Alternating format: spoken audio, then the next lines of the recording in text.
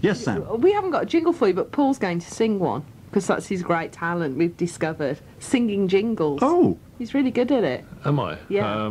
Okay, let me think. Ian's away, so who could we get for that price? Oh my God, it's Garry Rice. Oh, yes. Trouble doing that with him, wouldn't you? Yes, you would.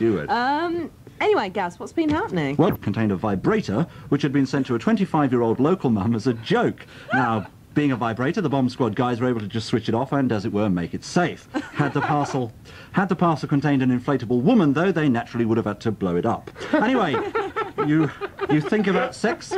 Anyway, you think about sex, it says here. You think about nudity, I suppose, unless you're some sort of rubber perv. And that brings us... Do be quiet, I'm trying to do this. So that brings us to the story of the first nude angling competition, which it's been announced is to take place at Barlstone in Leicestershire, so it's kind of almost local.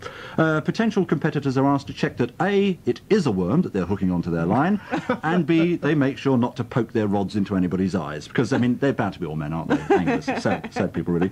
Speaking of balls, which we weren't, we were talking about fishing tackle, of course, but if we were speaking of balls, we'd be reminded that Britain's Wimbledon hopes were dashed early on in the week when Jeremy Bates was knocked out of the competition. Smoochies in Chelmsford in Essex, who, no doubt inspired by the, to me, entirely inexplicable success of TV's Victor Meldrew, decided to employ some moneygrams. Now, the idea was here that the agency would hire some pensioners that people could set onto their mates in the pub, and these pensioners would bitch and whinge at their victims in such a relentlessly loathsome manner that they'd make Harry Enfield's old gits seem positively saintly by comparison.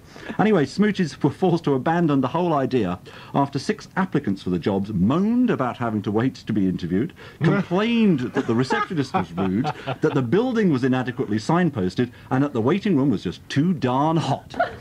Anthony